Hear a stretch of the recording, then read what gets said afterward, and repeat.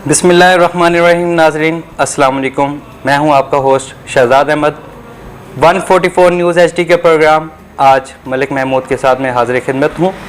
हमारे साथ मौजूद हैं मलिक महमूद अहमद खोकर साहब, सीनियर सहाफ़ी व तज़कियाकार हैं। सर, प्रोग्राम में आपको खुशामदीद कहता हूँ। महंगाई, बेरोज़गारी, लोड शेडिंग सब के बावजूद PTI ने कश्मीर मैदान मार लिया, क्या कहना चाहिए? बिस्मिल्लाहिर्रहमानिर्रहीम। शुक्रिया शहजाद। बात यह है कि मैदान मारना बात नहीं है, बात यह है कि जिसकी भी गवर्नमेंट आई है, जो भी इलेक्शन जीता है, क्या उसने अवाम के मसाइल हल किए हैं, उस पर तवज्जो दी है। रही बात PTI के वहाँ पे इलेक्शन जीतने की कश्मीर में, तो दो चीज़ें बड़ी मैटर करती हैं। नंबर वन ये है कि जिसकी वफाक में गवर्नमेंट होती है उसको एक एज हासिल होता है और वही मोस्टली जो है वो वहाँ पर गवर्नमेंट बनाती है, स्पेशली GB में और आज़ाद कश्मीर में।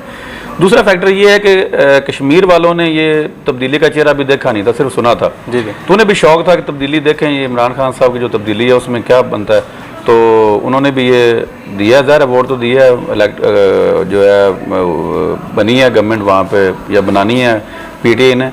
अब अगली बात ये है कि एक चीज़ बड़ी इंपॉर्टेंट थी, वो ये थी कि मरीम नवाज शरीफ साहबा ने और बिलावल साहब ने पूरी कोशिश की वहाँ पे, जो एक एंटी गवर्नमेंट और एंटी इमरान खान एक बयानिया था उसको बड़ा वहाँ पे उजागर किया। स्पेशली जो 5 अगस्त 2019 में जो एक जो खसूसी हैसियत थी ख़त्म की गई इंडिया की तरफ से जम्मू कश्मीर की, मकबूजा कश्मीर की, उस हवाले से इन्होंने कहा कि ये इमरान खान साहब का हाथ है और इसमें इमरान साहब की जो है वो इनकी मर्ज़ी से सब कुछ हुआ है। ये मैं एक्सपेक्ट कर रहा था कि ये जो बयानिया है ना इनका, अपोजिशन का, नून लीग का या पीपल्स पार्टी का, ये शायद डैमेज करे इमरान खान साहब को, लेकिन ऐसा नहीं हुआ।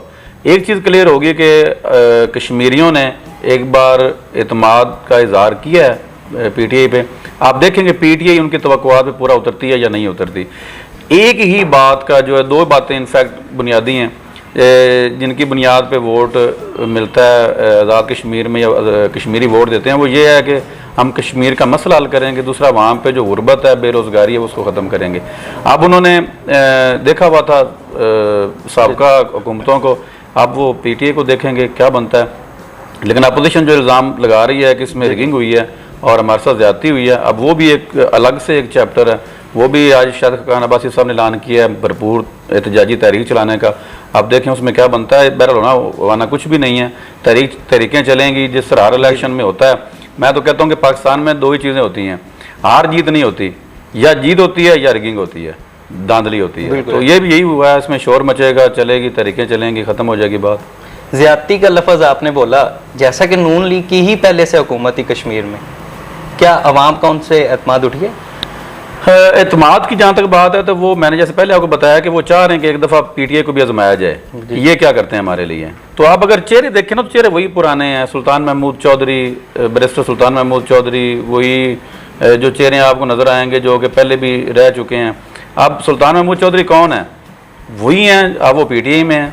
तो बात सिर्फ वहाँ पे ये लाखों वोटों की तो होती नहीं है, चंद हज़ार वोट होते हैं और उसी से कैंडिडेट जीता है। तो वो तब्दीली देखना चाहते हैं, लेकिन जो अपोजिशन इल्ज़ाम लगा रही है कि हमारे साथ ज़्यादती हुई है और ये इलेक्टेड नहीं सिलेक्टेड हैं, वही पुराना राग जो अलाप रहे हैं, तो उसमें आप देखें आगे क्या बनता है। लेकिन ये कि ओवरऑल कश्मीरियों ने एक बार जो है वो एतमाद किया है PTI पे कि शायद PTI हमारे लिए कुछ करे।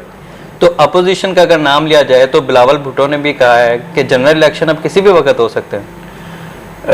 शहजाद, एक बात बड़ी अहम है, ये इलेक्शन तो बहुत पहले हो जाने थे।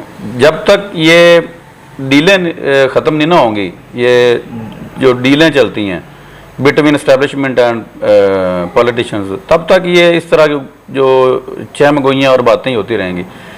ये तो चले थे हुकूमत ख़त्म करने, दूसरे साल में ही क्या हुआ फिर? किधर गई वो PDM, किधर गए वो धरने, किधर गए वो इस्तीफ़े, किधर गई वो सारी एहतजाजी तहरीकें, किधर गए वो जलसे जुलूस। तो वो सारी चीज़ें ये तब कामयाब होती हैं जब आप एक पेज पे होते हैं। आप एक पेज पे तो है नहीं, तो हुकूमत कैसे जाएगी? एक तरफ जो है गवर्नमेंट को एस्टेब्लिशमेंट की सपोर्ट हासिल है, दूसरी तरफ अपोजिशन में आपस में इतफाक नहीं है। नून लीग एक पेज पे खड़ी है, पीपल्स पार्टी एक पेज पे खड़ी है। जब तक अपोजिशन एक पेज पे नहीं आती तो आप हुकूमत को डैमेज नहीं कर सकते। और फिर जो इत्तेहादी हैं गवर्नमेंट के, वो भी गवर्नमेंट से खुश हैं। कहीं ना कहीं उन्होंने वहाँ पे उनको अकोमोडेट किया है अपने इत्तेहादियों को, और पीछे फिर एस्टेब्लिशमेंट का भी हाथ है। कोई ऐसी बात नहीं है, कुछ नहीं होने वाला, सब ठीक हो जाएगा। जहाँ तक बात है हुकूमत इलेक्शन किसी भी वक्त होने की, तो ये फैसला बिलावल साहब ने नहीं करना, ये फैसला किसी और ने करना है कि इलेक्शन कब होने हैं। और अब इनको पता ज़रूर चला है कि ये हमने गलत किया है, हमें तहरीक चलानी चाहिए थी। ठीक है, नूर मुकद्दम केस के हवाले से अगर बात किया जाए तो हवा की बेटी कब तक रुसवा होती रहेगी? हवा की बेटी तब तक रुसवा होती रहेगी जब तक हम अपने कवानीन को ठीक नहीं करते, जब तक हमारी जो बैड गवर्नेंस है उसमें सुधार नहीं लाते, जब तक ला कानूनियत को ख़त्म नहीं करते, जब तक एक जो पब्लिक में हम ये चीज़ उजागर या उनमें ये चीज़ नहीं उभारते कि अदम तशद्दुद और अदम बर्दाश्त, इस चीज़ को जब तक हम जिंदा नहीं करेंगे और लोगों की ज़हनों में जगाएंगे नहीं, तब तक ये ख़त्म नहीं हो सकता। और दूसरी बात ये है कि लॉ एंड ऑर्डर की सूरत हाल ऐसी है, अगर एक मुल्ज़िम को डर हो ना कि मैं ये जो जुर्म करने जा रहा हूँ और अगर मैंने जुर्म किया तो मैं बहुत जल्द कानून की गिरफ्त में होऊंगा, तो वो कभी भी ये जुर्म सरजद ना करे।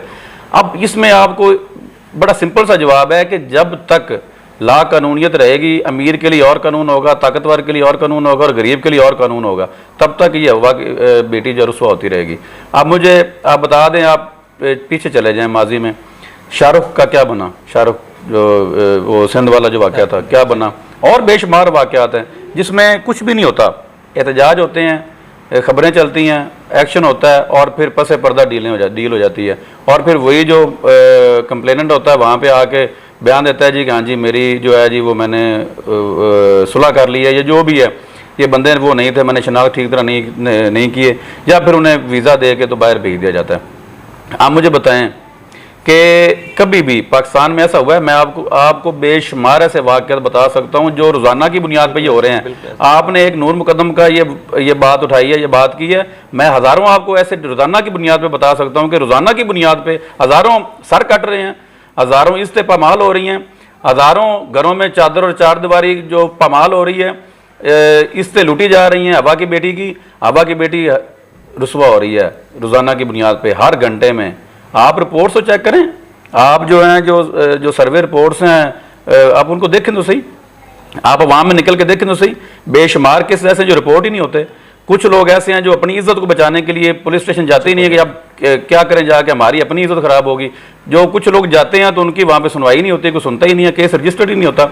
अगर केस रजिस्टर होता है तो वो पाया तकमील तक पहुँचने से पहले ही जो मुल्ज़म होता है इतना ताकतवर होता है कि आपको दबा दिया जाता है, पुलिस बिक जाती है, बाकी मामला जो है वो सेटल हो जाते हैं, और जो कोई एक आध केस रिपोर्ट हो जाए उसको हम पकड़ लेते हैं। नूर मुकद्दम जैसे हज़ारों केस रोज़ाना होते हैं, रोज़ाना इस तरह के वाक़यात हो रहे हैं। ये कानून में अमेंडमेंट करने की ज़रूरत है और ये चीज़ें तब दुरुस्त होंगी, ठीक समझ में चलेंगी, जब आप लेजिस्लेशन करेंगे, इसमें कानून साजी करेंगे।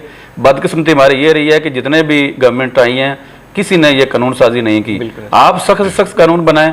आप देखें इधर पुलिस बंदा पकड़ती है, उधर जुडिशल रिमांड पे जाता है, साथ ही उसकी बेल मूव कर दी जाती है, और प्रोसिक्यूशन का हमारा सिस्टम इतना कमज़ोर और नाकस है कि हम साबित नहीं कर पाते जुर्म, और मुल्ज़िम चंद महीनों में बाहर आ जाता है। तो ये सिस्टम को ठीक करने की ज़रूरत है। जब सिस्टम आप ठीक करेंगे, कानून को आप अमीर और गरीब को एक ही कानून के नीचे लेके आएंगे, तब ये चीज़ें ठीक होंगी, अदरवाइज़ ये सिस्टम ऐसे चलता रहेगा। बहुत शुक्रिया। जैसा कि अभी पिछले दिनों इलेक्शंस की एक गहमा गहमी रही है, तो सियालकोट का मैदान भी पीटीआई ने मार लिया है, अपोजिशन पे भरोसा उठ गया है या हुकूमत ने काम करना शुरू कर दिया? देखिए, बात यह है कि जब भी अवाम खड़ी होती है तो उनको कुछ ना कुछ सारे की ज़रूरत होती है। कोई बंदा नज़र आता है तो अवाम खड़ी होती है। अपोजिशन तो बोंगियाँ मार रही है। मुझे बताएं ये कर क्या रहे हैं? इनके ज़ाती मफादात हैं अपोजिशन के। जब इनको कहीं से वो हीट मिलती है तो ये खड़े हो जाते हैं, फिर इन्हें अवाम का दर्द याद आ जाता है, फिर इन्हें महंगाई याद आती है, फिर इन्हें बेरोज़गारी याद आती है, फिर इन्हें बेघर अफराद याद आते हैं, फिर इन्हें स्कूलों से बाहर बच्चे नज़र आते हैं, चाहे वो इमरान खान अपोजिशन में हो, चाहे नून लीग हो, चाहे पीपल पार्टी हो। और जब इनके ज़ाती जो इनको कहीं से हीट मिल रही होती है, जब वो कम हो जाती है तो फिर इनको अवाम का दर्द भूल जाते हैं, फिर बेरोज़गारी भी भूल जाते हैं, महंगाई भी भूल जाते हैं, सारे मसाइल भूल जाते हैं और सुकून से डील करके बैठ जाते हैं। तो अवाम ने देखा है कि पीस जो अपोजिशन है वो तो अब सो गई है जाके, फिर इनके ट्विटर अकाउंट भी खामोश हो जाते हैं। तो फिर वो क्या करें, कहाँ जाएँ? अब ज़ाहिर है गवर्नमेंट है, गवर्नमेंट के पास देने के लिए बहुत कुछ होता है। अब उन्होंने कहा है कि हम ये करेंगे वो करेंगे, वहाँ पे दिया भी है, तो उन्होंने गवर्नमेंट को वोट दे दिए, जो हुकूमती जमात को वोट दे दिए। अगर अपोजिशन के पल्ले कोई चीज़ होती तो शायद ये सीट पीटीआई ना जीतती। बहुत शुक्रिया। नाज़रीन, हमारे साथ मौजूद थे मलिक महमूद अहमद खोखर साहब। आज के प्रोग्राम का वक्त ख़त्म हुआ चाहता है, इजाज़त चाहता हूँ। अल्लाह हाफ़िज़।